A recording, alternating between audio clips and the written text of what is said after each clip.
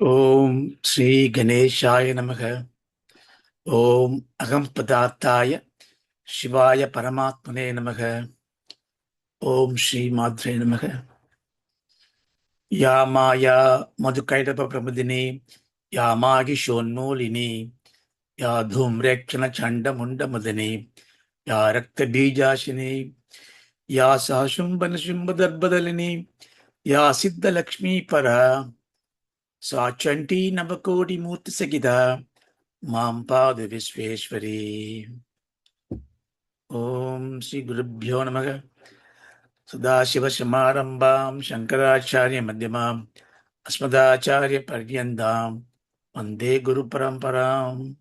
ஓம் சகனா பவது சகனௌ புனக்து சக வீரியங்கரபாவகை தேஜஸ்வினாவதீதமஸ்து மா வித்விஷாவகை. ஓம் சாந்தி சாந்தி சாந்தி. ஓம் ஐங்கார ஹ்ரீங்கார ரகசியயுக்த ஸ்ரீங்கார கூடார்த்த மகாபிபூத்ய ஓங்கார மர்ம பிரதிபாதினிभ्याம் நமோ நம ஸ்ரீ குரு பாதுகாभ्याம்.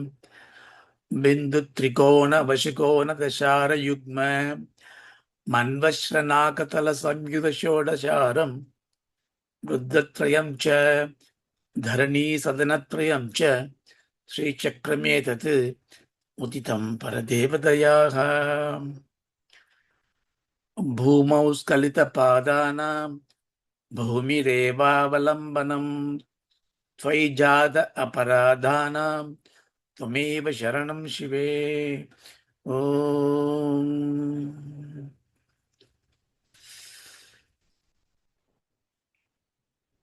புறாம்பிகை அருளால நம்ம சகுந்தரை லகரிங்கிற ஒப்பற்ற கிரந்தத்தை பயின்று வருகிறோம். அந்த வகையிலே கடந்த வாரம் 20வது பாடல் பார்த்தோம்.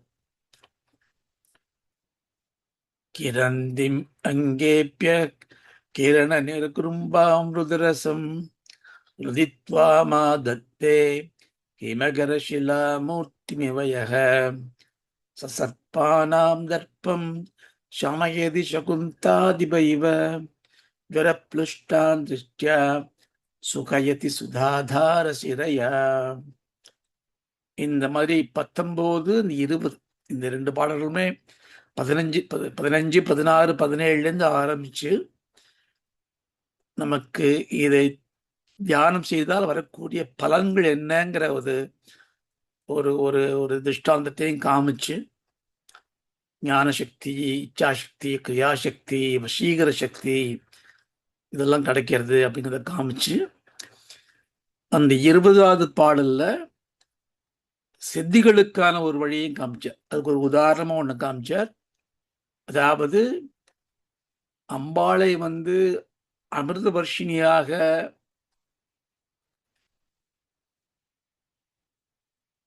ஒப்பற்ற ஒளியுடன் விளங்கக்கூடிய உடம்புடன் இருப்பதாக தியானம் செய்து அந்த மந்திரத்தை உச்சாரணம் செய்து வந்தால் அதன் பலனாக நமக்கு என்ன கிடைக்கும் சொன்னார்.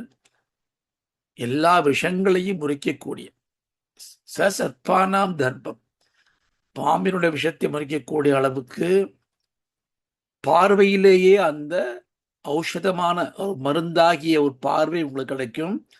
அதனால நீங்கள் உங்களுக்குள்ளே இருக்கக்கூடிய விஷயத்தை மட்டுமல்ல மற்றவர்களுடைய விஷயத்தையும் அழிக்கக்கூடிய ஒரு மருத்துவராக, ஒரு சித்த மருத்துவராக, சித்தியடைந்த மருத்துவராக அப்படியான ஒரு சக்தி இருக்கும் அப்படின்னு காமிச்சா. அவருடைய தாத்பரியத்தையும் பார்த்தோம். நம்ம இது அந்த பிசிக்கலா விஷத்தை போக்கக்கூடிய மந்திர சக்தி மட்டுமல்லாமல் நோய் என்பது ஜரப்ளுஷ்டான் திருஷ்டியா, நோய் என்பது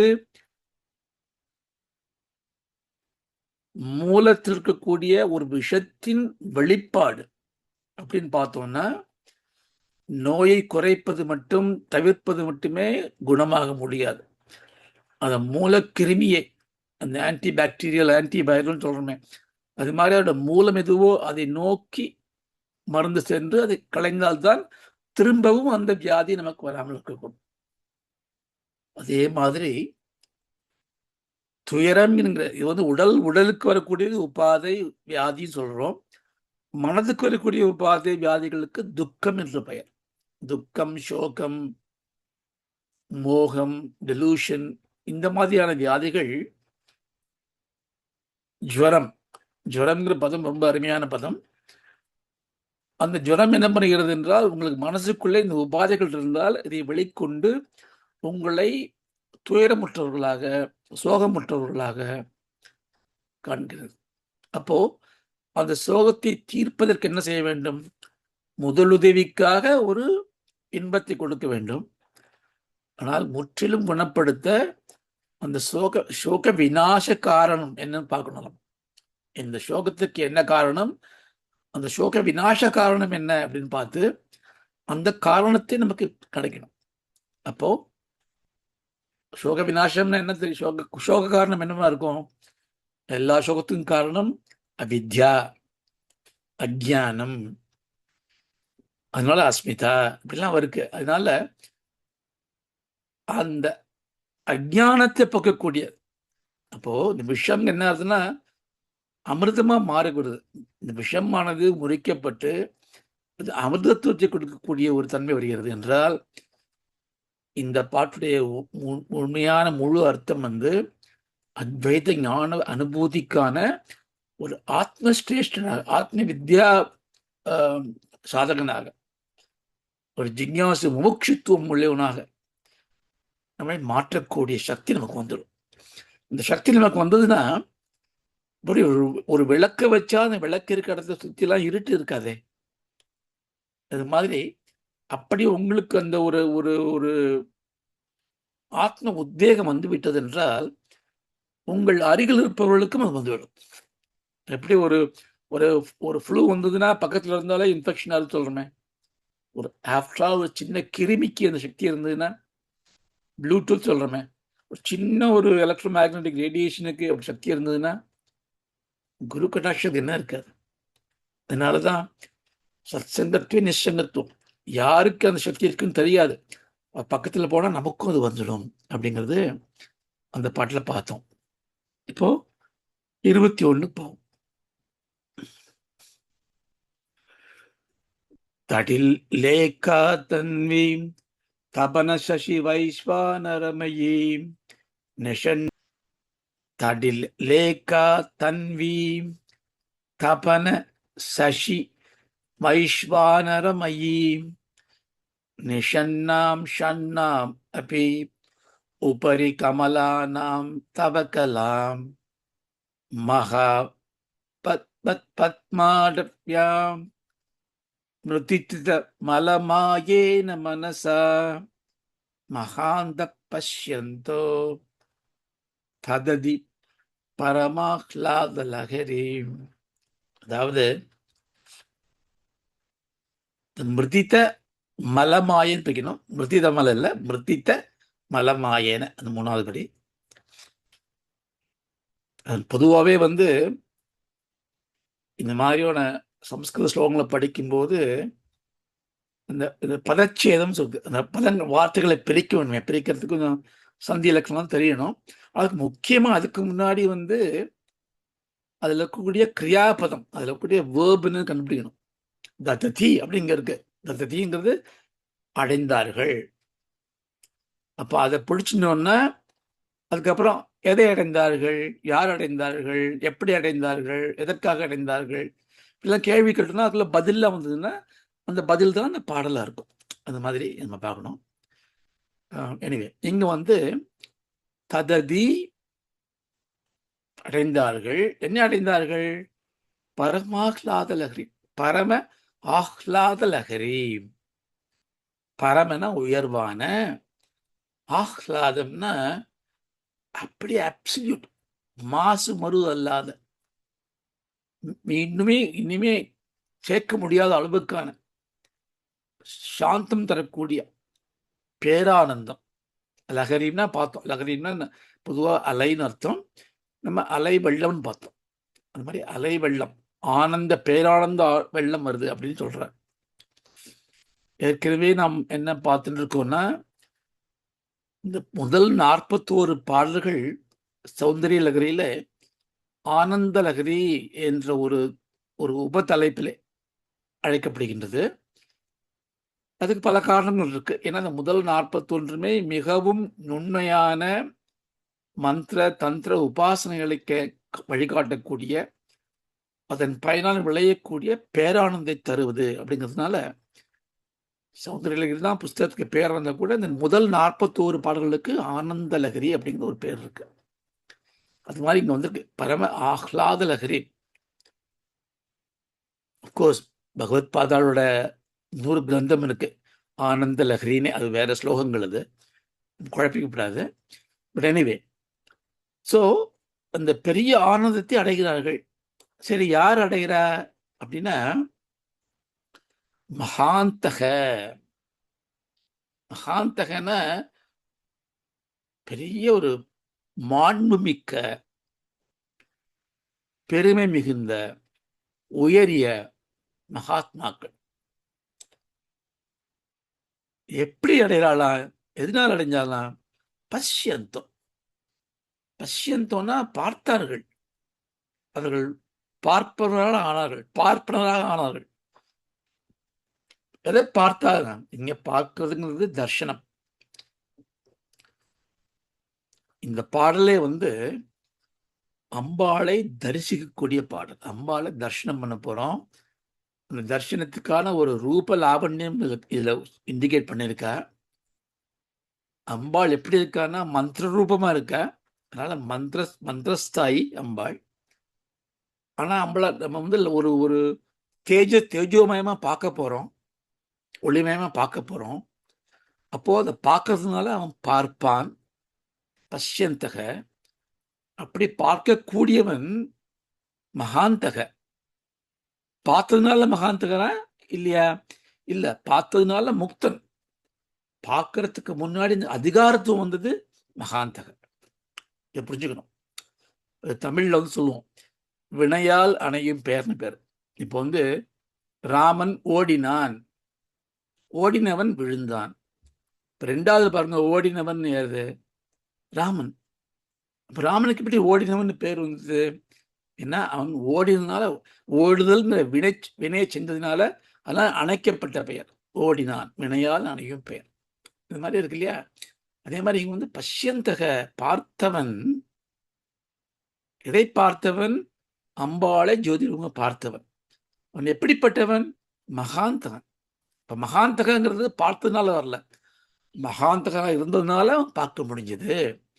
இப்போ இந்த மகாந்தகனாக என்ன பண்ணணும் அப்படின்னா, அதுக்கு மேல் வரி பார்க்கலாம். மிருதித்த மலாமயேன மனசாகா. பாருங்க, அப்படிதான் ரொம்ப அழகா ஒரு வார்த்தைக்கும் அப்படி சேர்த்துட்டே வரணும். அடைந்தான் தத்ததி. எதை அடைந்தான்? பரம ஆஹ்லாத லஹரேம் அடைந்தான். எப்படி அடைந்தான்? பஷ்யந்தக, பஷ்யாத், பார்த்ததுனால, தியானித்ததுனால அடைந்தான். யார் அவன்? மகாந்தக, மகா யோகியானவர்கள். பகுவச்சனம் இது. அவ எப்படி மகா யோகியா இருக்கா அப்படின்னா, மிருத்தித்த மலமாயேன மனசா. மிருத்தித்த மலம்னா மலங்கள் எல்லாம் விட்ட. அது என்ன மலம்னா என்னன்னா ஒரு பிளமிஷ்லாம் விட்ட மனசு, தூய்மையான தூய மனசு. ஒரு ஆழ்ந்த பொருளை பார்க்கலாம். அப்போ மனசு தூய்மையானதுனால அவன் மகாந்தக.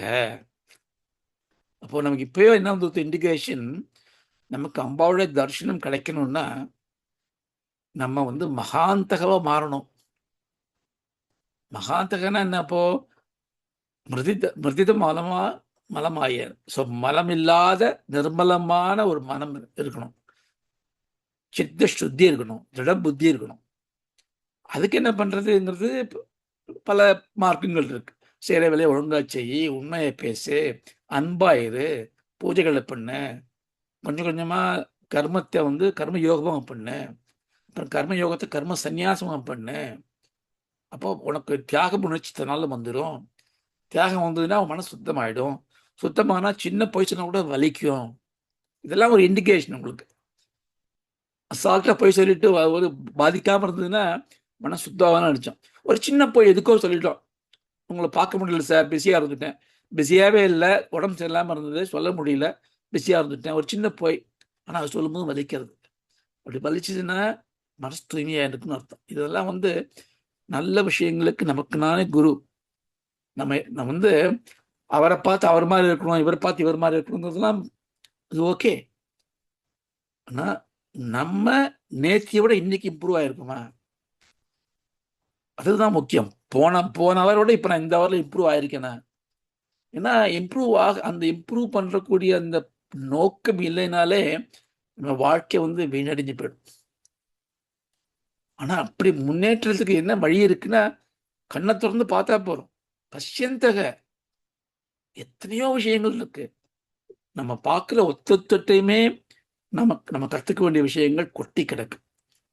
அதனால அத பார்த்து எடுத்துக்கணும். இதெல்லாம் வந்து ரசத்துக்காக சொல்றேன். பட் இங்க முக்கியம் வந்து இந்த மகாந்தகங்கிறது சித்த சுத்தி வந்துருத்து. என்ன பண்ணாராம் அவர்? என்ன பார்த்தாராம் அவர்? தடில் லேக்கா தன்வி. அதாவது ம தடில் தடி தடி லேக்கானா என்ன அர்த்தம்? லேக்கானா ரேகா. ஒரு லைன். தடித் லேக்கானா ஒரு அது பிரிஞ்சு வரக்கூடிய ஒரு மின்னல். ஒரு மின்னல் என்ன பண்ணுச்சா, அது எப்படி தோன்றி மறையும் இல்லையா? தன்வி அது வரும், அப்படி போகும். லைட்னிங். அத பார்த்தாராம்.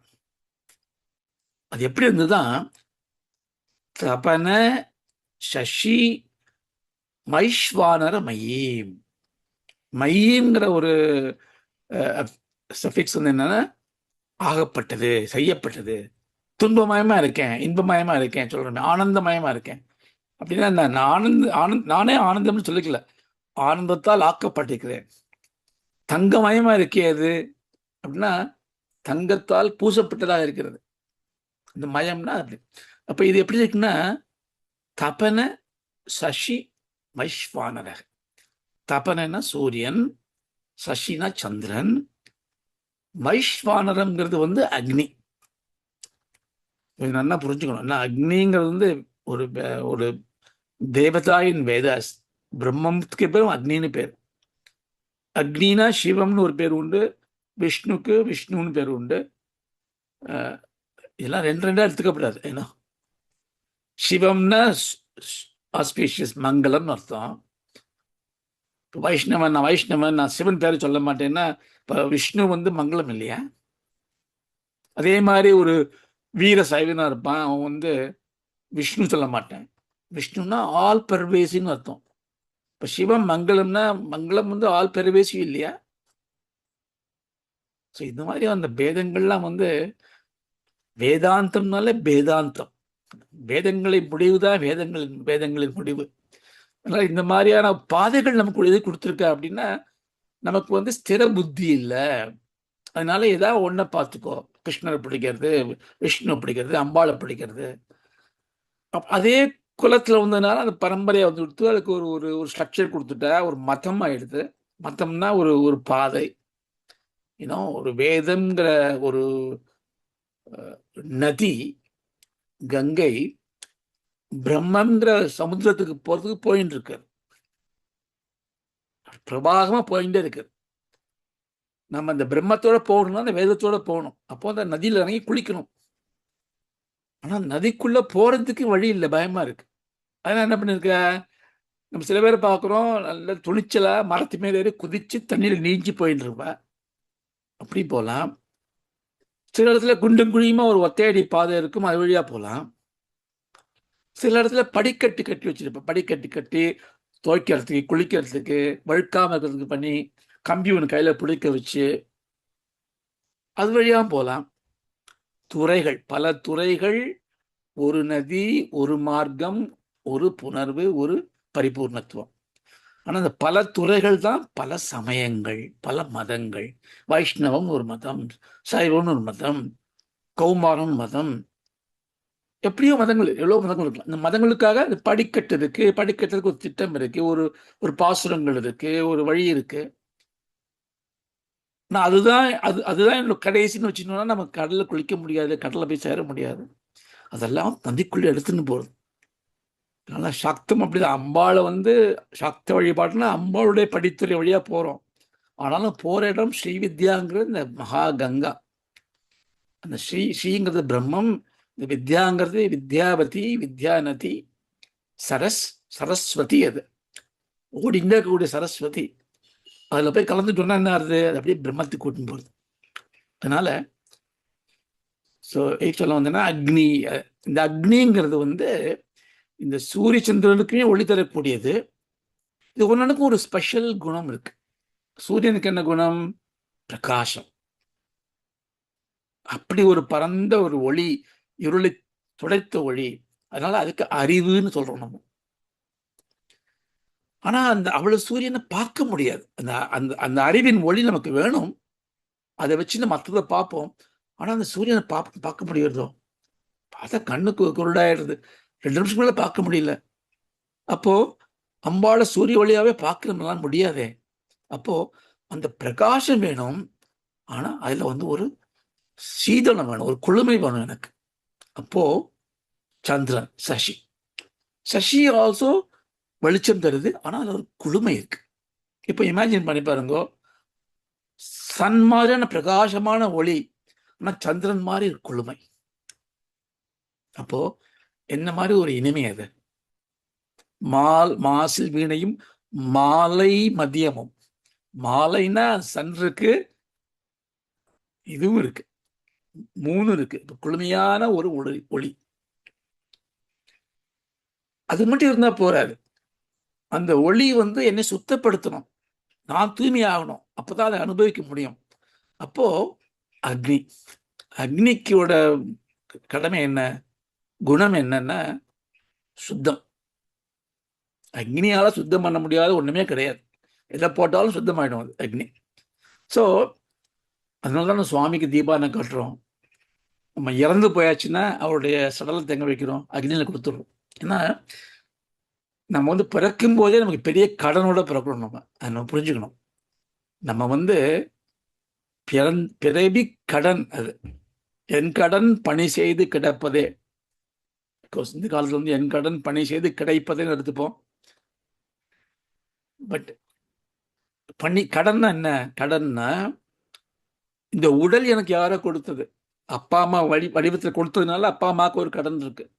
அப்பா அம்மாக்கே தெரியாம அப்பா அம்மாவுடைய அம்மாவின் கர்ப்பத்துல அப்பாவின் உதவியுடன் பஞ்சபூதங்களாக சக்திகள் தோன்றி அந்த பஞ்சபூதங்களுடைய வடிவமாக தான் நான் இருக்கேன். அப்போ இந்த உடல் வந்து மூல காரணம் இந்த பஞ்சபூதங்கள். அப்போ இந்த உடலை பத்திரமா கொடுத்துடணும் திரும்பி. அதுதான் உடலை வந்து நீங்க வந்து உடம்பா இழுவர். தேகோ தேவாலயக. உடலை வந்து பவித்திரமா பாதுகாக்கணும். சுவாமி கொடுத்த உடல் அது. வியாதி வந்தா குணப்படுத்தணும், ஓகே. ஆனா அதுக்குள்ள கெட்ட உணவை போட்டு, லாகிரி வஸ்துக்களை போட்டு மயக்கப்படுத்தி நம்ம சீரழிக்க கூடாது. அதனாலதான் என்ன பண்றோம், நம்ம எப்படி ஆனாலும் சரி, இது சுத்தமா இல்லை, இந்த உடம்பு பார்த்துக்க முடியல, அதனால திருப்பி கொடுக்கும் போது சுத்தப்படுத்தி தரேன் அப்படிங்கிறதுக்காக தண்ணியில போடுவா சில பேர், எர்த்துல போடுவா. ரொம்ப புனிதமானது நெருப்புல போடுறது. நெருப்புல போட்டோம்னா அது தூயமாயி போயிடுறது அப்படின்னு. ஸோ அதனால அக்னிங்கிறது சுத்தம்.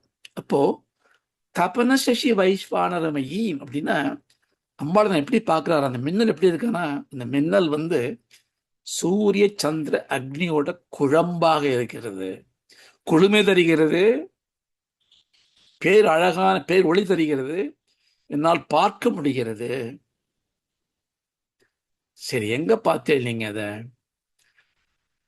ஷன்னாம் கமலானாம் அபி உபரி. ஷன்னாம் அப்ஜெக்ட்னால எல்லாம் ஒரே விபக்தி வந்திருக்கு. கமலானாம், ஷன்னா ஷட், 6 விதமான தாமரைகள் அபி உபரி, அதுக்கு மேல. அப்போ 6 விதமான தாமரையா? இப்போ இத இத இத இது இது எங்க நான் பார்த்துன்னு இருக்கேன்? இது வந்து இந்த ஸ்ரீவித்யா மார்க்கத்துல வந்து கௌலாச்சாரம்னு ஒண்ணு இருக்கு, வாமாச்சாரம்னு ஒண்ணு இருக்கு, சமயாச்சாரம் ஒன்று இருக்கு, மிஸ்ரச்சாரம் இருக்கு, எல்லாம் கலந்து ஒன்று இருக்கு. டீட்டெயிலாக போக வேண்டாம். இந்த வாமா கௌலச்சாரம்லாம் ரொம்ப பாக்கிய உபாசனை, வெளியில் உபாசனை பண்ணுறது. அந்த காலத்துல இருந்து ஆடை வெட்டு நரபலியே கொடுத்துட்டு இருந்தேன். அப்படிலாம் பண்ணி அப்புறம் கொஞ்சமாக மாறி மாது அதெல்லாம் அப்படி மச்சம் அப்படி கொடுத்து பண்ணிட்டு இப்போ நேபாள் அது மாதிரி இடங்கள்லாம் நடக்கிறது. அது மாதிரி சக்தி உபாசனை. சமயாச்சாரங்கிறது வந்து தக்ஷண சம்பிரதாயம் வேற. இதுக்கெல்லாம் வந்து அந்தர்முக தியானம், உள்ளதான் தியானம் பண்ண போறோம். நமக்கு வந்து யோகம் ஒரு மார்க்கம், உபாசனை பக்தி உபாசனா ஒரு மார்க்கம். இது ரெண்டுக்கும் அடிப்படையா ஞானம் ஒரு மார்க்கம். இதுல மந்திரம் தந்திரம் எல்லாமே உண்டு. ஆனா எல்லாமே வந்து நம்மளே பாவிக்கிறது. ஸ்ரீசக்கரம்ங்கிறது நம்மளுடைய உடம்பு, அந்த மேருங்கிறது என்னுடைய உடம்பு அப்படின்னு பாவிக்கும் போது இந்த உடம்புல சில சக்கரங்கள் நான் பார்த்தோம். சக்கரங்கள் இருக்குன்னு பார்த்தோம். மூலாதாரங்கிறது நம்மளுடைய ஆசன வாய் பக்கத்துல இருக்கு. சகஸ்ராரங்கிறது தலைக்கு மேல இருக்கு, உச்சந்தலையில் இருக்கு. சகஸ்ராரங்கிறது 7வது சக்கரம். மூலாதாரத்தில் ஆரம்பிச்சு மூலாதாரம், சுவாதிஷ்டானம், மணிப்பூரகம், சுத்தி, ஆக்ஞா அப்படின்னு மணி இந்த 6 சக்கரங்கள் இருக்கு. இது ஒன்னு தாமரையா பாவிக்கிறேன். ஸோ ஷண்ணாம் கமலானாம் அப்படின்னா இந்த 6 தாமரைகள், மூலாதாரம், இது மாதிரி சுவாதிஷ்டானம், மணிப்பூரகம், சுத்தி, ஆக்ஞா இதெல்லாம் தாண்டி அபி உபரி அதுக்கு மேல அப்படின்னா சகஸ்ராரத்துல. அப்போ எங்க தரிசிக்கிறார் அவர்? மகாந்தக தர்ஷனம் எங்க கிடைக்கிறதுனா இங்க கிடைக்கிறது, உச்சந்தில கிடைக்கிறது. அப்படின்னா அவருடைய பார்வை எங்க இருந்திருக்கு? மூலாதாரத்துல இருந்திருக்கு. அங்கேருந்து இருக்க குண்டலினி சக்தியானது அங்கேருந்து கிளம்பி சுவாதிஷ்டானத்துக்கு வந்தது, மணிபூரத்துக்கு வந்தது. அப்படி ஒன்னொன்னா அவருடைய முயற்சியால அது எழும்ப எழும்ப எழும்ப பார்த்து கொண்டே வந்து ஆக்ஞாச்சக்கரத்துக்கும் வந்து அதையும் தாண்டி சகஸ்ராரத்துக்கு வந்துடுது. அங்க வந்து என்ன ஆச்சுன்னா நிஷன்னாம். அது எங்க இருக்குன்னா அது வந்து மகாபத்ம அடவ்யம். பத்மம்னா தாமரை, மகாபத்மம்னா 1000 இதழுடைய தாமரை, அடவினா ஃபாரஸ்ட். மகாபத்ம அடவ்யம்னா அது மாதிரி ஆயிரக்கணக்கான இதழ்கள் கொண்ட ஆயிரக்கணக்கான தாமரை உள்ள பெரும் காடு இங்க இருக்கான். அப்படின்னா எல்லா விதமான தேவதாகளும் இருக்கு. அதுல வந்து ஒரு மகாபத்மம் இருக்கு, ஒரு மிகப்பெரிய தாமரை இருக்கு, பிந்துஸ்தானம் சொல்லுவேன். அது அங்க வந்து அம்பாள் இருக்கலாம். அங்க எப்படி இருக்கலாம்? தவ கலாம். தவனா உன்னுடைய, கலாம் உன்னுடைய கலை, உன்னுடைய மகாசக்தி. அப்போ இவ தியானம் பண்றது எதுன்னா அம்பாளை வந்து அம்பாளுடைய மகாசக்தியாக. கலா என்ன கலா இது? சாமகலா. சாமகலான்னா காமகலா. காமகலா ரூபிணியாக அம்பாளை அவர் அங்கே தரிசனம் பண்றார். அப்படி பண்ணா என்ன அர்த்தம்? நிஷன்னாம் அது வந்து நின்று போயிடுது. இது அந்த அந்த அந்த மின்னல் அப்படி நிக்கிறது அங்க, க்ஷணிகமா இல்ல, ஸ்திரமா இருக்கு. அதனால பரம ஆஹ்லாத லஹரீம், அவருக்கு வந்து நிரந்தரமான ஒரு முக்தி கிடைக்கிறது அப்படின்னு இருக்கு. இப்போ இதுல வந்து இது சொற்பொருள், கொஞ்சம் உள்ள போய் பார்க்கலாம். இந்த ஸ்ரீவித்யாத்திலே வந்து நிறைய மந்திரங்கள் இருக்கு சொன்ன இல்லையா? தந்திரம் இருக்கு. தந்திரம்னா இது மாதிரி யந்திரம் இருக்கு, ஸ்ரீ சக்கரம். தந்திரம்னா அந்த ஸ்ரீசக்தி எப்படி உபாசிக்கணும், எப்படி மந்திரத்தை பிரயோகம் பண்ணுங்கிற விதி, அது தந்திரம். மந்திரங்கிறது மந்திர எழுத்துக்கள் கொண்டது, பீஜாட்சரங்கிற எழுத்து. இப்போ வந்து நம்ம பாயசான பிரியாங்கிறது மந்திரம் கிடையாது, மந்திர சக்தி இருக்கு அதுக்கு. ஆனால் அது வந்து ஒரு நாமம். ஸ்ரீ ஸ்ரீ மாதா, ஸ்ரீ மகாராஜி, இதெல்லாமே ஒரு நாமம். ஒரு நாமமே மந்திரம் ஆயிடும். அந்த நாமத்தை பிரயோகம் பண்ண சக்தியான மந்திரம் ஆயிடும். எதை நம்ம மனசுல தியானிக்கிறோமோ அதான் மந்திரம். ஆனா சில சொற்கள் மந்திரமாவே இருக்கு. ஏன்னா அது ஏகப்பட்ட ரிஷிகள் உபாசிச்சு அதுக்குள்ள அத்தனை பவரை கொடுத்துருக்க. அந்த மந்திரத்துக்கு பொருள் காண முடியாது. சப்தப்பிராசம் தான் நமக்கு முக்கியம். அப்போ ஸ்ரீவித்யாலய மாதிரி 32 மந்திரம் இருக்கு, 18 மந்திரம் இருக்கு, 12 இருக்கு, நிறைய விதமான விஷயங்கள் இருக்கு. அது நிறைய பாடபேதங்கள்லாம் இருக்கு. ஆனால் இந்த மந்திரங்களை கையாளக்கூடிய முறைக்கு 3 முக்கியமான வகை இருக்கு.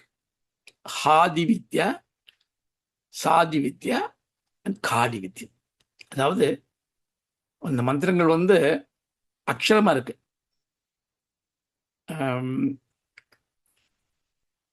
அந்த அக்ஷரத்தில் ஏதாவது ஒன்று, இப்போ சாங்கிற ஒரு அக்ஷரம் ஒரு மந்திரமா இருக்கு, பிஜாட்சரமா இருக்கு.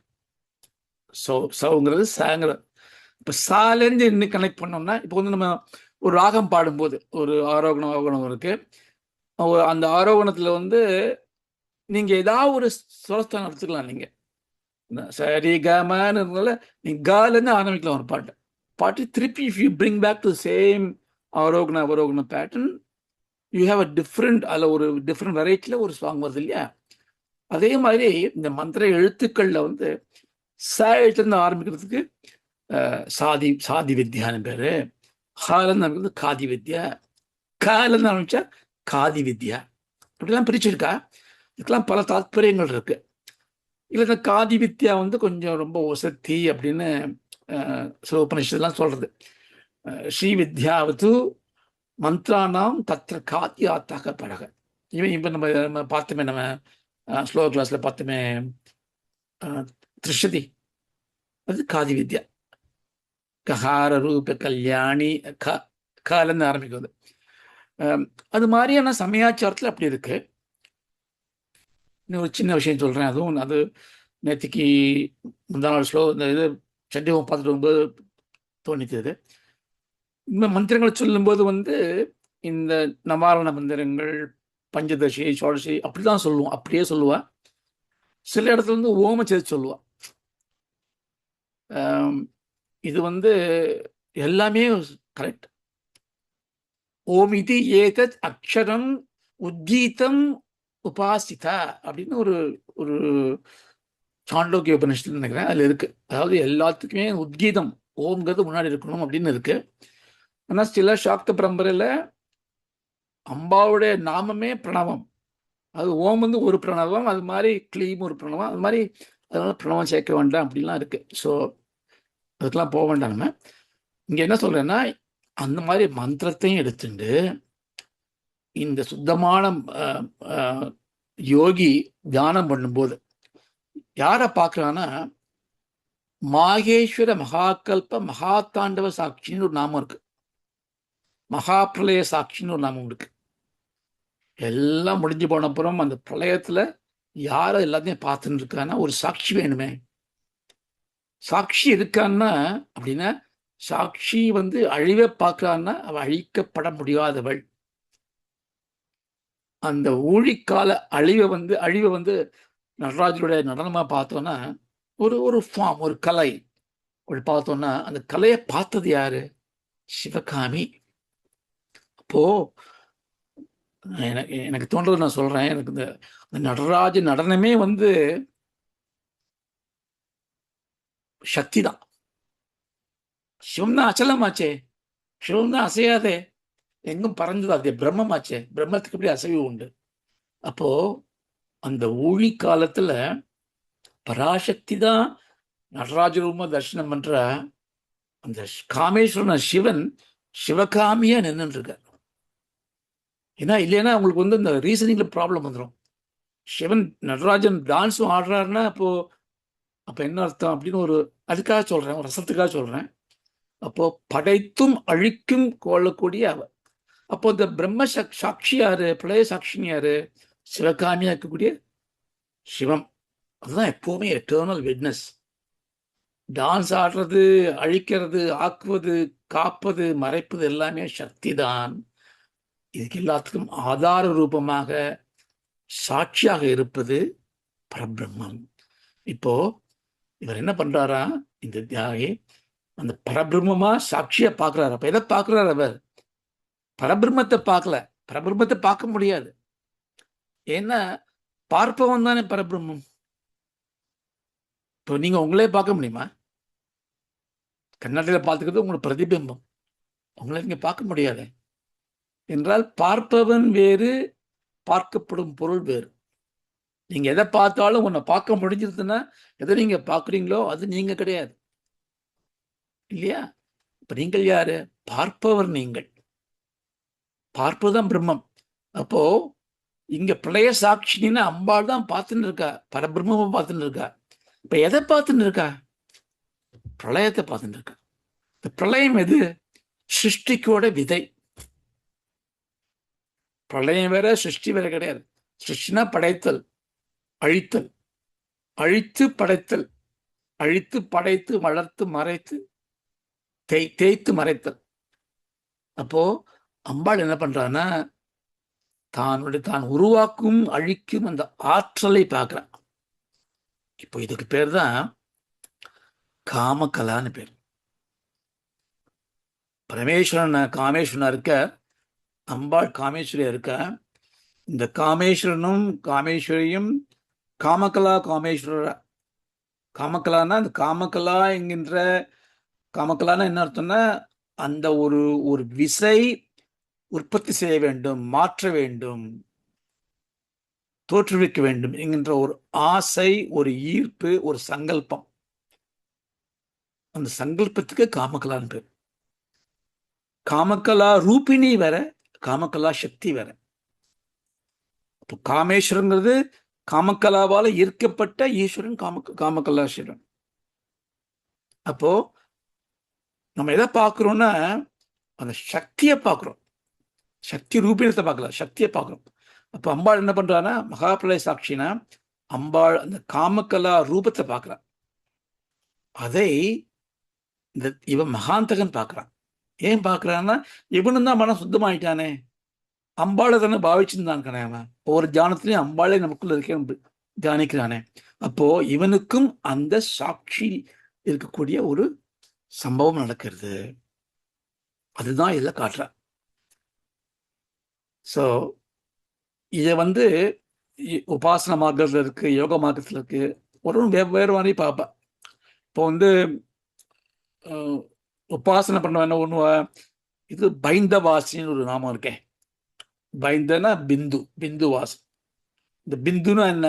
எந்த இடத்துல இந்த காமகலா சக்தி வெளிப்பட்டு சிவசக்தி ஐக்கியமாறுதோ அது காமகலா பீடம், அது பிந்து.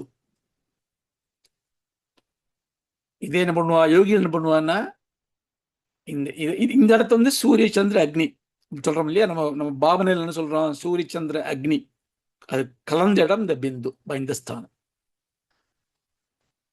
இந்த உபாசகர் என்ன பண்ணுவான்னா இது இது மாதிரி அந்த 3 கூடங்கள் இருக்கு, காமராஜ் கூடம், சக்தி கூடம், அப்படி இருக்கு, அப்படி பார்த்துப்பா. யோகிகள் என்ன பண்ணுவான்னா இந்த சூரிய சந்திர அக்னியை இடா பிங்களா சுஷும்னா அப்படின்னு நாடிய பார்ப்பேன். எல்லாமே ஒண்ணுதான்.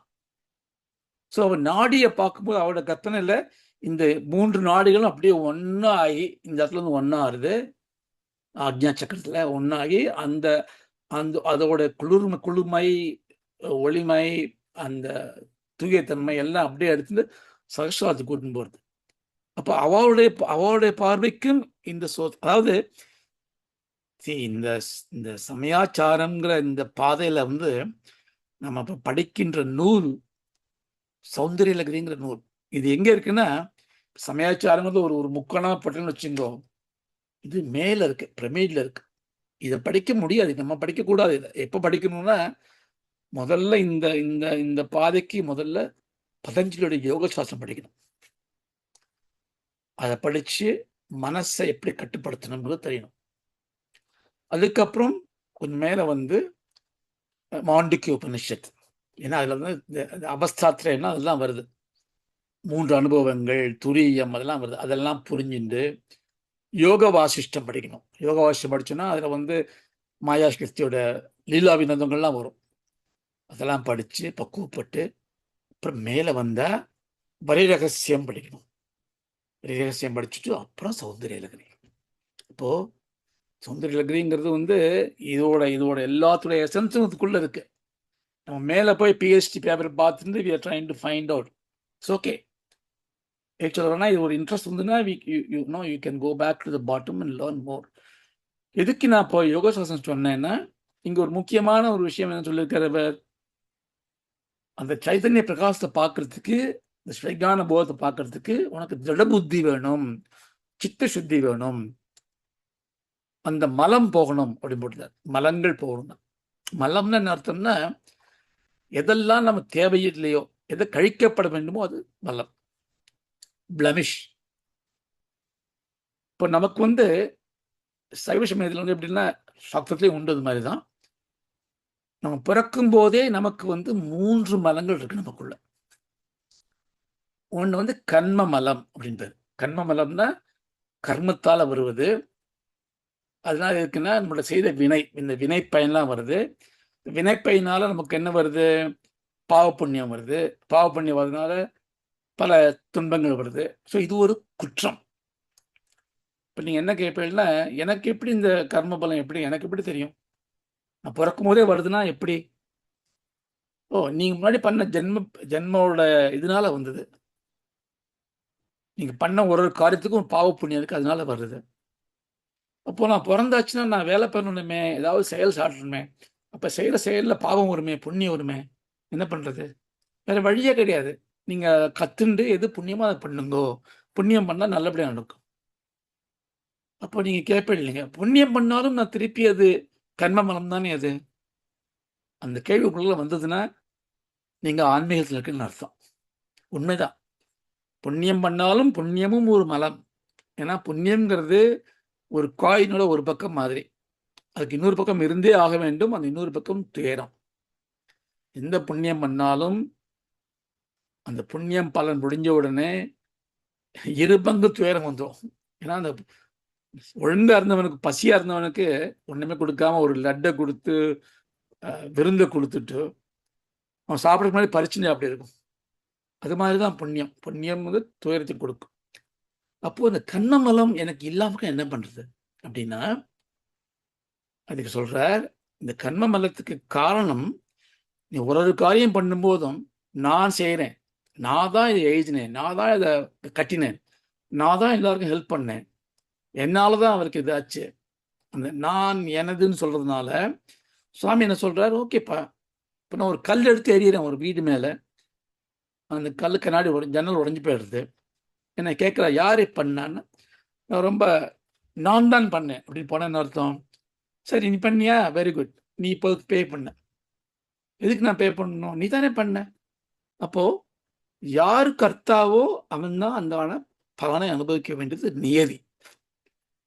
இப்போ நாம் பண்ணக்கூடிய ஒவ்வொரு காரியத்திலும் நான் நான் நான் என்ற முகவரி இருப்பதினால் பாவம் புண்ணியமும் நம்மை அறியாமலே வந்து கொண்டே இருக்கும், எல்லாருக்குமே. அப்போ இதுல நமக்கு ஒரு சின்ன விஷயம் கிடைக்கிறது. ஓஹோ, அப்படின்னா இந்த குழந்தை ஒரு கல் எடுத்து போட்டுது, அது இந்த பாட்டில் உடஞ்சி போயிடுது. அப்போ குழந்தைக்கு நம்ம அந்த கொடுப்போமா, தண்டனை கொடுப்போமா? ஏன் நம்ம என்ன சொல்லுவோம்? தெரியாம பண்ணிடுது. எது தெரியாம பண்ணும்? கல் தெரியும் அந்த குழந்தைக்கு, கண்ணாடி தெரியும், தெரிஞ்சுதான் போட்டிருக்குது. அப்ப எதை தெரியாமல் குழந்தை செய்தது எது? எதை தெரியாமல் செய்தது? நான் என்ற எண்ணத்தை தெரியாமல் செய்தது. தெரியாம பண்ணிட்டேன்னு சொல்றதுக்கு என்ன அர்த்தம் அப்படின்னா, நான் என்று இருக்கேன், நான் யாருன்னு தெரியாம பண்ணிட்டேன். அப்போ வேதாந்தம் என்ன சொல்கிறது என்றால், நீங்கள் செய்கின்ற ஒவ்வொரு காரியத்தையும் நான் என்ற உங்களுடைய அடையாளத்தை முதன்மைப்படுத்தாமல் செய்தால் அதற்கு பெயர் கர்ம சந்நியாசம், கர்மயோகம். கர்மயோகம் என்பது நான் நல்லது செய்ய வேண்டும், சரியானதை செய்ய வேண்டும், இறைவனை நினைத்து செய்ய வேண்டும், எந்த பலன் வந்தாலும் ஏற்றுக்கொள்ளும்படி செய்ய வேண்டும். இதெல்லாம் கர்மயோகம். நல்லதே செய்யணும், டூயிங் த ரைட் திங். நல்லதே செய்கிறேன், சுவாமி கொடுத்தார் செய்கிறேன் சார், நல்லா நல்லா எழுதிக்குங்க சார் இந்த புஸ்தகம், இறைவன் கொடுத்தாரு சார், செஞ்சேன் சார். இதனால் வர பலன்னா என்ன? இந்த புஸ்தகத்துக்கு வர பணம்லாம் வேத பாடத்தை கொடுக்குறேன் சார், ரொம்ப நல்ல காரியம் பண்ணுறேன் சார். நீங்கள் இப்போ அப்படி செய்யக்கூடியவன் என்ன செய்கிறான்? செய்கின்ற பலனை இறைவன் பொருட்டு செய்து கர்மயோகமாக செய்கிறான். ஆனால் அவன் நான் அதை செய்கிறேன் என்று எண்ணுகிறான் அல்லவா? அப்போ கர்மயோகம் மனம் சுத்தமானா கூட இந்த நான் என்ற ஒரு ஆணவம் ஒட்டி கொண்டிருப்பதால் அவன் கர்ம சந்நியாசியாக ஆகவில்லை. நீங்க பகவத்கீதை படிச்செல்லாம் உங்களுக்கு தெரியும். பகவான் 2வது சொல்லும் போதே நான் உடனே அப்படி பண்ணிடுறேன், நான் எல்லாத்தையும் விட்டுடுறேன். அர்ஜுனன் சொல்றான், இப்படி நீங்க சொல்றீங்களே, யாரையும் கொல்ல, இது நல்லது செய்யணும்னு சொல்றீங்களே, கொல்ல சொல்றீங்களே, இதெல்லாம் கொல்ல மாட்டேன், நான் கர்ம கர்ம கர்மயோகியா மாறிவிடுறேன். இப்பதான் அவர் சொல்றார், இல்லப்பா நீ கர்மயோகம்னா என்னன்னு புரிஞ்சுக்கோ ஃபர்ஸ்ட், அதுக்கப்புறம் கர்ம சந்நியாசியா மாறு. அப்படின்னா கர்த்தத்துவம் போக்திருத்துவம் நான் பண்றேங்கிற எண்ணமே இல்லாம பண்ணு, ஒரு குழந்தை மாதிரி. அப்ப பண்ணும்போது என்ன ஆகுதுன்னா பாப புண்ணியம் கிடையாது. அப்போ கர்ம கர்மம், இந்த கர்ம மலம் போகணும்னா என்ன பண்ணணும்? நம்ம கர்ம சந்நியாசி ஆகணும். யாருமே ஆகலையே இன்னும். சரி, அப்ப நீங்க இன்னொரு கேள்வி கேட்பேன். சரி, புரிஞ்சுது எனக்கு, இந்த நான் இல்லாம பண்றேன். ஆனா இந்த நான் எனக்கு எப்படி வந்தது? நான் நான் தான் குழந்தையா பிறந்தேன், அவனை நான்கிற எண்ணம் எனக்கு எப்படி வந்தது? அது எப்படி வந்ததுன்னா மற்றவர்கள் சொல்லிக் கொடுத்து உங்களுக்குள்ளே அந்த கர்ம வினையாக வந்துடுது. குழந்தையா இருக்கும்போது யாருமே தெரியாது. அம்மாவை தெரியும், அம்மாவிடம் பால் கொடுக்க வேண்டும் தெரியும், அப்பா முகத்தை பார்த்து தெரியும். அப்புறம் குழந்தை அப்படியே பார்த்து பார்த்து வளர்றது, யார் யாருன்னு தெரியாது. நம்ம சொல்லித்தரோம், நீ யாரு சொல்லு, நான் தான், நான் சாகித்யா, நான் பாட்டி தாத்தா. என்ன பண்றோம்? நம்ம குழந்தைக்கு நாங்கள் போதிக்கிறோம், அதை ஏற்றுக்கிறோம் நம்ம. அப்போ இந்த நான் யார் என்று தெரியாமை ஒரு அறியாமை, இது அவித்யா. பதஞ்சலி இது ரொம்ப அழகா, பதஞ்சலி சொல்றது பஞ்ச கிளேஷா சொல்லுவார். அதாவது எல்லாத்துக்கும் காரணம் அவித்யா. அவித்யானா நான் யாருன்னு தெரியாமை. அது தெரியாததுனால நான்கிற ஆணவம் வந்துடுறது. அந்த ஆணவத்துக்கு பேர் அஸ்மிதா. அவித்யா என்பது அறியாமை, அஸ்மிதா என்பது அந்த அறியாமையால் வரும் நான் என்ற ஆணவம். நான்கிற ஆணவம் தான் என்ன ஆகும்? மமகாரம் வந்துடும், என்னுடையது என்று வந்துவிடும். என் வீடு, என் மனைவி, என் மக்கள், என் நாடு, என் கம்யூனிட்டி. இப்போ என்னன்றதா எனக்கு இல்லாது வேற. அப்போ எனக்கு பிடிச்சது என்னோடது, எனக்கு பிடிக்காதது, விருப்பம் இல்லாது அவர். அப்போ விருப்பு வெறுப்பு வந்துடும். அப்போ அவித்யாவால அஸ்மிதா, அஸ்மிதாங்கிற அகங்காரத்தால ராகத்வேஷங்கிற விருப்பு வெறுப்பு, 4 ஆயிடுத்தா? இதுலயே நம்ம வளர்றோம். நம்மளுடைய வாழ்க்கையை பார்த்தோம்னா இதான் இருக்கும். அறியாமை இருக்கு, அகம்பாவம் இருக்கு, இது பிடிக்கும் அதை பிடிக்காதுங்கிற எண்ணங்கள் இருக்கு. அதனால நம்ம என்ன பண்றோம்? பிடிச்சதா சேர்த்துட்டு இந்த பிடிச்சதுக்குள்ளேயே இருந்து ஒரு உலகத்தை நம்ம படைச்சுக்கிறோம். எனக்கு இந்த மாதிரி சண்டே தான் இந்த கிளாஸு, அப்புறம் அந்த பாட்டு கிளாஸு, அப்புறம் அந்த பார்ட்டி, சினிமா, இந்த மக்கள், ஒரு பந்தம், ஒரு உலகம், அதுக்குள்ள நீங்க இருக்கு. அதை விட்டு உங்களை வெளில வர சொன்னா வரமாட்டேன் நீங்க. அது மாதிரி வெளியே வராம அதை பிடிச்சிருந்தா இருக்கிறதுக்கு பேர் அபினிவேஷம்னு பேர். இப்போ இறைவன் அறிவு கொடுத்து மறுபிறவி உண்டு எனக்கு தெரிஞ்சு விட்டது. மறுபிறவி இருந்தா இன்னொரு உடம்புல இருப்பேன், அப்ப இந்த வாழ்க்கையை மறந்து போயிடும் அப்படின்னு தெரியாது. அப்ப எனக்கு ஒரு பிறவி ஒரு ஒரு வீட்டில் பூச்சி ஆயிட்டேன் அடுத்த வாரம். பாலாஜி என்னை பார்க்குற, ஓ ராஜா நீ வீட்டில் பூச்சி ஆயிட்ட, இது உனக்கு அழகு இல்லை, அது அதனால உன்னை லிபரேட் பண்றேன் சொல்லி ஒரு கட்டை எடுத்து அடிக்க வந்தா என்ன பண்ணுவேன்? நான் ஓடி போவேன். ஏன்னா எனக்கு அந்த உடம்பு எனக்கு முக்கியம். அப்போ அபினிவேஷம் என்பது அறியாமையினாலே நான் எதை சார்ந்திருக்கிறேனோ அதுதான் நிஜம் என்ற ஒரு போலியான தோற்ற பிழை, அதுல கட்டுப்படுறது அபினிவேஷம். பாருங்க, பதஞ்சலி யோக சாஸ்திரம் எவ்வளவு வேதாந்தம் இருக்கு பாருங்க. இந்த பஞ்ச கிளேஷங்கிறது அதனால அவித்யா, அஸ்மிதா, ராக, துவேஷ, அபினிவேஷம், இது 5ஐயும் ஒழிக்கணும். இப்போ உங்களுக்கு ஒரு கேள்வி வரும், இதெல்லாம் சொல்றேன், இதெல்லாம் உண்மைதான், எனக்கு எல்லாமே இந்த 5மே இருக்குன்னு தெரியறது எனக்கு. இதை நம்ம ஃபர்ஸ்ட் ஏற்றுக்கணும். இதை ஏற்றுக்கலைன்னா நமக்கு புரியலேன்னு அர்த்தம். இந்த 5மே எனக்கு இருக்கு. பஞ்ச கிளேஷம் இருக்கு. இது நான் எடுக்கிறதுக்கு முயற்சி பண்றேன். ஆனா சொல்லுங்கோ, இதெல்லாம் வரதுக்கு என்ன காரணம்? நானா கேட்கலையே இதெல்லாம். அப்போ வேற வழியே இல்ல. என்ன பண்ணோம்? இதுக்கு காரணம் மாயா. இந்த பிரம்மசக்தி, இந்த மாயா. இந்த மாயா தான் பரபிரம்மத்தையும் ஈஸ்வரனா ஆக்கி அவரை சாட்சியா வச்சுண்டு எல்லா நடனங்களையும் புரிந்து இந்த லீலத்தெல்லாம் பண்ணா லீலாவதியா இருக்கா, லலிதாம்பாளா இருக்கா. ஆனா படைச்ச எல்லாருக்குமே இந்த மாயைங்கிற போர்வையை போத்தி அவித்தையை கொடுத்து விளையாட்டு பொம்மையை ஆக்கி வச்சுட்டு இருக்கா. இப்ப இந்த மகாந்தகங்கிற யாரு? மகாந்தகங்கிறவர் எவருக்கு இந்த விளையாட்டு புரிகிறதோ, ஓஹோ அம்மா நீ பண்ற விளையாட்டு, இந்த விளையாட்டில் நானும் ஒரு பொம்மையா? ஆமா, நான் கவலைப்பட மாட்டேன். அப்போ எந்த பாத்திரம் எனக்கு கொடுத்தாலும் நான் விளையாடுறேன். ஏன்னா நீ விளையாடுன்னு தெரிஞ்சு போயிடுத்தே. இப்போ நான் வந்து மொனோப்பிளி விளையாடுறேன்னு வச்சுக்கோ குழந்தைகளோட. குழந்தைலாம் அழும். 1000 பவுண்ட் எனக்கு லாஸ்ட் ஆயிடுத்து, இதை வாங்கினேன் அது போயிடுத்து. பட் நானும் தோத்தா கூட எனக்கு அழுகே வரல, எனக்கு சிரிப்பு தான் வருது, ஆனந்தம். ஏன் இது வந்து பொய்ன்னு எனக்கு தெரியுது, குழந்தைக்கு தெரியல. இப்போ எனக்கு இந்த உலகமே ஒரு விளையாட்டுன்னு தெரிஞ்சிடுச்சுன்னா, நான் ஏழையா இருந்தா எனக்கு என்ன கவலை, வியாதி இருந்தா எனக்கு என்ன கவலை, நான் ஒரு அழுக்கானவனாக ஒரு ஒரு ஒரு தாழ்த்தப்பட்டவனாக இருந்தா எனக்கு என்ன கவலை, உயர்ந்தவனா என்ன மகிழ்ச்சி? ஒண்ணுமே கிடையாது. ஏன்னா இது வந்து ஒரு ஒரு ஷோ.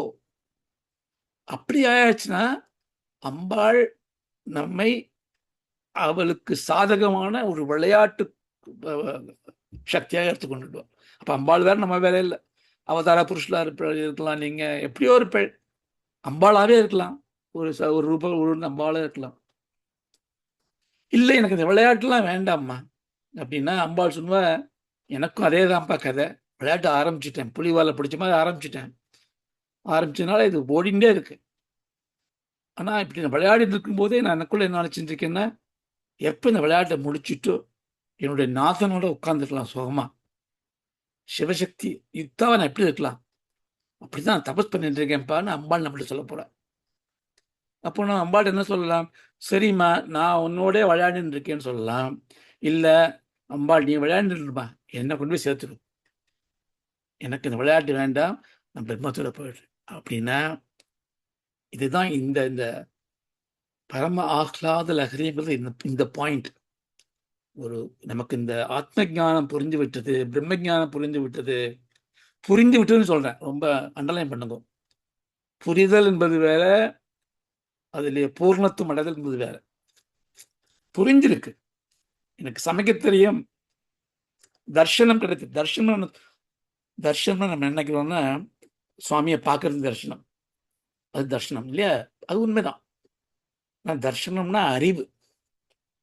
இப்போ பைசா கொடுத்து டிக்கெட் வாங்கிட்டு திருப்பதி போறோம், 2000 ரூபாய் டிக்கெட், 3 மணி நேரம் கியூல நிற்கிறோம், சுவாமி தரிசனம் கிடைக்கிறது, ஸ்கிரீன் ஓப்பன் பண்ற ஜெகஜோதி சுவாமி இருக்கார், தீபானை காட்டி நம்ம கண்ணை மூடி பிரார்த்தனை பண்ணுறதுக்குள்ளே வெளியே எடுத்து தள்ளிடுவாங்க நம்மள. வெளில வந்து நம்ம நிற்போம், புலம்பின்ண்டே இருப்போம், இவ்வளோ நேரம் கியூல நின்னேன், தரிசனம் சரியாவே கிடைக்கல. இல்லைப்பா கிடைச்சிட்டே இருந்தீங்கன்னா பார்த்தேம்மா, பார்த்தேன், கண்ணை மூடி இருக்குள்ள திறக்குள்ள மூடிது. ஏன் கண்ணை மூடின்னு நீங்க? தரிசனம் என்பது பார்வையால் வருவதல்ல. தரிசனம் என்றால் அறிவு. யோக தரிசனம் அப்படின்னா யோக அறிவு, சாங்கிய தரிசனம் சாங்கிய அறிவு. அப்போ சிவ தரிசனம் என்றால் சிவனை பற்றி அறிவு, சிவஞான போதம். வெங்கடேஷ் பெருமாள் தரிசனம்னா அந்த நாராயணனை பற்றிய அறிவு. அதனாலதான் உங்களை அறியாம இங்க கண்ணை மூடுறேங்க. அறிவு என்பது ஆள் உணர்வுல இருக்கக்கூடியது. அதனாலதான் நீங்க சுவாமி அங்க ஜிகஜே இருக்கட்டுமே, இவ்வளவு செலவழிச்சு போனாலுமே உங்களை அறியாமல் கண்ணை மூட காரணம் உண்மையான தரிசனம் என்பது உண்மையான அறிவு. அந்த அறிவு உங்களுக்குள்ளே பிரகாசித்து கொண்டிருக்கிறது. அதை பிடிச்சிக்க நமக்கு தெரியல. ஆனா இந்த மாதிரி யோக வழியில போனா முதல்ல ஒரு மின்னலாக வரும். இந்த பாட்டுல வந்து ஒரு ரகசியம் மறைச்சு வச்சிருக்கார். என்ன பண்ணிட்டார் இவர் வந்து, சகஸ்டாத்துக்கு போறது அங்க வந்து மின்னலா தெரியறது அப்படி சொன்னார். என்ன சொன்னா யோக சாஸ்திரத்துல அந்த இடத்துக்கு போயாச்சுன்னா அதுக்கப்புறம் ஒரு அவ சொல்ல ஒரு திதி, அதாவது ஒரு ஒரு பூர்ண திதி, ஒரு 16 நாட்களுக்குள்ள இந்த உடலை விட்டு அந்த உயிர் போயிடும் அப்படின்னு ஒரு ஒரு ஒரு தாத்பரியம் இருக்கு. அதனாலதான் வந்து இந்த யோக உபாசனம் பண்றவ கூட இந்த ஆக்ஞா சக்கரத்தோடு நிறுத்திப்பா. எல்லாமே காமியமா தானே பண்றோம் நம்ம. ஸோ ஒரு போனோம், ஒரு பணம் கொடுக்கணும் சோஷியல் ஒர்க்கு, அவருக்கு உபதேசம் பண்ணுவார், பல இது பண்ணுவார், ஒரு சர்டிஃபிகேட் தர மாதிரி நீங்கள் அங்கே வந்துட்டேன்னு சொல்லுவார். நமக்கு ஒரு பெருமை, அதில் ஒரு பலன் இருக்கு, காமிய பலன் இருக்கு. உண்மையாகவே முக்தி அடையிறதுங்கிறது அந்த இடத்துக்கு போகிறது. அதனால சாஸ்திரப்படியே அந்த அந்த ஷோடதசி மந்திரங்கள்லாம், மகா ஷோடதசி உபாசனெலாம் அவங்க பண்ணவே மாட்டேன். ஏன்னா அது பண்ணி அது போயாச்சுன்னா நீங்கள் வந்து இறைவனை கலக்கக்கூடிய தயாராகிட்டுன்னு அர்த்தம். இருந்தாலும் உணர்வதற்கு முன்னாலே அறிவது முக்கியம். அறிவு என்பது தெரிந்து கொள்வது, தெளிந்து கொள்வது. உணர்வு என்பது நான் அறிந்திருக்கிறேன் என்று புரிந்து கொள்வது. பூரணத்துவம் என்பது அந்த உணர்விலேயே ஒன்று விடுவது, அனுபூதி. அது அப்போ சகஸ்டாரத்துல நிஷன்னாம் ஷன்னாம் கமலானாம், அப்படி நிஷன்னாம்னா ஸ்டெபிலைஸ்டு. என்ன இருக்குங்க அங்கே எனக்கு கூடிய மின்னல், அது ஸ்டெடியா இருக்கும். ஆனா அங்க போறதுக்கு முன்னாடியே இதை வந்து நம்ம யூகிக்கணும். அதெல்லாம் அடையறதுக்கு முன்னாடியே இவர் ஆக்ஞா சக்கரத்துக்கிட்ட இங்க வர வரைக்கும் அவர் உபாசனை பண்ணார்னா, யோகம் பண்ணார்னா, சிரவணம் பண்ணார்னா, நிதித்தியாசனம் பண்ணார்னா அவருக்கு இங்கே தரிசனம் கிடைக்கும். ஒரு சின்ன மின்னல் மாதிரி. அதை வந்து பெரியவா என்ன சொல்றாங்கன்னா ஷணிக சௌதாமணி. சௌதாமணின்னா மின்னல், ஷணிகம்னா வந்து மறைஞ்சு போறது. ஒரு சின்ன கீத்து மாதிரி, ஒரு மின்னல் மாதிரி வருது, நெத்திக்கிட்ட வருது. அதனால வந்து நான் யோகம் பண்ணேன், தியானம் பண்ணேன், எனக்கு ஒரு ஒரு ஒளி வந்தது. சம்டைம் எனக்கு பாவனையில் வரும். இன்னும் சில பேர் என்ன பண்ணுவாங்கன்னா ஒரு ஒரு விளக்கேற்றி வச்சுட்டு இந்த விளக்கே பார்த்துட்டே இருங்கோ, அப்படியே யோகம் பண்ணுங்கோ. விளக்கே பார்த்துருந்தா கண்ணு குருடாயிடும். அப்படி கிடையாது. இது வந்து ஒரு தூலமான ஐட்டம் இல்லை. நம்ம தியானம் பண்ணும்போது ஒரு பாவனை தான் இது. என்ன நமக்கு வந்து ஒரு பொய் சொல்லி தான் உண்மைகிட்ட கூட்டின்னு போகிறது. அந்த மின்னல் மாதிரி ஒளின்னா அது வந்து ஒரு அமிர்தமா வழியலாம். ஒரு ஒரு சொல்ல முடியாத ஒரு ஒரு ஒரு மகிழ்ச்சியா இருக்கலாம். ஒளிங்கிறது அறிவுனால ஒரு பெரிய அறிவு வரலாம். ஏதோ புரிஞ்சின்ற மாதிரி இருக்கும், ஏதோ புரியாத மாதிரி இருக்கும், புரிஞ்ச மாதிரி இருக்கும், ஒரு தெளிவு வரலாம். அது வந்து நீங்க அந்த அந்த நிலை எந்திருந்து வரும்போது பார்த்தோம்னா எந்த குற்றமுமே குற்றமா தெரியாது. பத்திரம் கர்ணேபி சொன்னாங்க. எது கேட்கறதுலாம் நல்ல செய்தி தான் தெரியும். ஒரு ஒரு ஒரு ஒரு ஒரு ஆத்மார்த்தமான ஒரு சாத்வீகமான ஒரு நிலை வந்துடும் உங்களுக்கு. அப்படின்னா அந்த மின்னல் உங்களுக்கு தோன்றி மறைஞ்சிருக்கு. வேதாந்தமா பார்த்தோம்னா அந்த மின்னல்ங்கிறது ஒரு ஆத்ம ஞானம். உங்களுக்கு இந்த ஆத்ம ஞானம் வந்திருக்கு. ஆஹா, தது துவம் அசின்னு சொன்ன இது யாரும் கேட்கக்கூடிய நான் யாருன்னு சொல்லக்கூடிய விடை. என்னுடைய எண்ணங்களுக்கு இடையே இருக்கக்கூடிய மணி மாலையில ஒரு துளசி மாலையில கவுண்ட் பண்றோமே, ஒரு ஒரு கவுண்ட்டும் ஒரு எண்ணம்னா அந்த 2 மணிக்கு நடுவுக்கு இடைவெளி இருக்கு பாருங்க, அந்த அந்த கட்டிய நாறு, அதுதான் உணர்வு. இந்த உணர்வா நான் இருக்கேன். எண்ணம் வந்து வந்து போறது. ஒரு எண்ணம் முடிஞ்சு இன்னொரு எண்ணம் வரத்துக்கு முன்னாடி இருக்கேனே, அந்த பரிபூர்ணத்துவம் நான். ஆனா அது மறைஞ்சு வந்து போயிடுறதே. ஆமா, அதுதான் மின்னல். ஷணிக சோதாமணி. ஓ, எனக்கு அது அப்படின்னா எனக்கு ஏற்கனவே இருக்கே. சரி இருக்கலாம். ஆனா நீங்க என்ன பண்ண போறீங்க அதை? அதை மேலும் மேலும் நிச்சயம் பண்ணா ஷணிக சௌதாமணி ஸ்திர சௌதாமணி ஆயிடுவான். நிலையான, அதான் நிஷன்னா, மாறாத சௌதாமணியா இருக்கா. எங்க இருக்கான்னா இங்க இருக்கா. அப்போ அவளுக்கு என்ன பேருன்னா, அவளுக்கு இது பேர் சாமாங்கிற கலை. தவ கலாம்னா சாமா. சாமானா சமம். இது வந்து சமம்னா என்ன அர்த்தம்? தெர் இஸ் நோ பேதம், துவைத அனுபூதி, ஒன்னா ஆயிடுது, சிவசக்தியா இருக்கா அப்படிங்கிற மாதிரி ஒரு. அப்போ அவன் வந்து ஜீவன் முக்தன் ஆயிடுறான். ஜீவன் முக்தங்கிற கான்செப்ட் வந்து சாக்தத்தில் இருக்கு, சைவஸ்தானம் ஓரளவுக்கு இருக்கு, மற்ற மதங்கள் எடுத்துக்கிறது இல்லை, அத்வைதத்தில் உண்டு. ஜீவன் முக்தர்னா முக்தினா எல்லாத்தையும் விட்டுட்டு செத்து போன அப்புறம் வர்றதுதான் முக்தியும் கிடையாது. இப்பவே இந்த பந்தத்திலிருந்து விடுபட்டு அம்பாவுடைய லீலையை புரிஞ்சுட்டு இந்த லீலா வினோதத்துக்கு ஒரு கருவியா இருக்க போறேன் அப்படின்னு இருந்தா ஜீவன் முக்தர். அதுதான் இந்த இந்த பாட்டோட அர்த்தம். நம்ம பார்த்துட்டு வீக்லோஸ்.